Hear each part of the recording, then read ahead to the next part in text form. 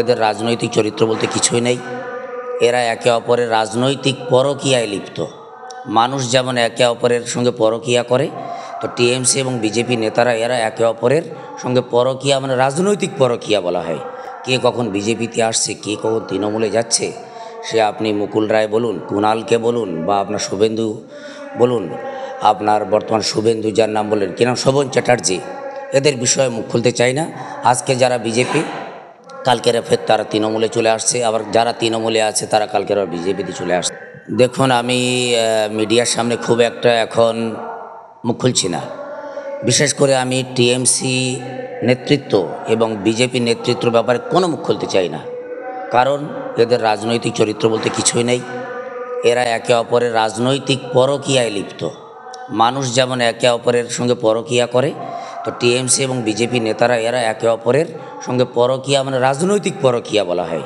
কে কখন বিজেপিতে আসছে, কে কখন তৃণমূলে যাচ্ছে, সে আপনি মুকুল রায় বলুন, কুণালকে বলুন, বা আপনার শুভেন্দু বলুন, আপনার বর্তমান শুভেন্দু যার নাম বললেন কি নাম, শোভন চ্যাটার্জি, এদের বিষয়ে মুখ খুলতে চাই না। আজকে যারা বিজেপি, কালকেরা ফের তারা তৃণমূলে চলে আসছে, আবার যারা তৃণমূলে আছে তারা কালকেরা বিজেপিতে চলে আসছে। ফলে আমি মনে করি যে তৃণমূল এবং বিজেপি নেতাদের বিরুদ্ধে এবং তাদের পক্ষে বা বিপক্ষে মুখ না খোলাই ভালো। এই কারণে আজকের আমি যার বিরুদ্ধে বলছি, কালকের সে দলে চলে আসবে। আপনি আসানসোলের ব্যাপারটা দেখুন না, বাবুল সুপ্রিয়, যাকে আমরা ঘাতক মনে করছিলাম, যে ধর্মীয় মেরুকরণে একটা নিষ্পাপ শিশুকে হত্যা করালো, সে আবার এই সেকুলার পার্টি তৃণমূলে চলে এসে সে আবার পথ পেয়ে গেল। ফলে তৃণমূল এবং বিজেপি বিধায়ক বিরুদ্ধে বা পক্ষে বিপক্ষে আমি মুখ খুলতে চাই না। এদের রাজনৈতিক চরিত্রও নেই, এরা রাজনৈতিক পরকীয়ায় লিপ্ত বলে আমি মনে করছি। সেটিং কিছু নয়, অ্যাকচুয়ালি দেখুন, এরা এমনভাবে সেটিং করেছে, নয় বিজেপি থাকবে নয় তৃণমূল থাকবে, এই সেটিংটা বলতে পারেন। আর নাগপুর যে হেডকোয়ার্টার, তারাও জেনে গেছে যে তৃণমূলকে এই মুহূর্তে বাংলা থেকে সরানো যাবে না, কারণ তৃণমূল সরে যাওয়া মানে এখানে বিজেপি, বামফ্রন্ট অথবা কংগ্রেস আসবে বা অন্য কেউ আসবে।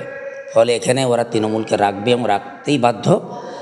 আর অনেকগুলো এমপি এবং অনেকগুলো বিধায়কের সিট তারা পেয়েছে, যেখানে বিজেপির পঞ্চায়েত সমিতি বা গ্রাম পঞ্চায়েতও সিট নেই, সেখানে তারা বিধায়ক বের করে নিচ্ছে, সেখানে তারা এমপিকে জিতিয়ে নিচ্ছে।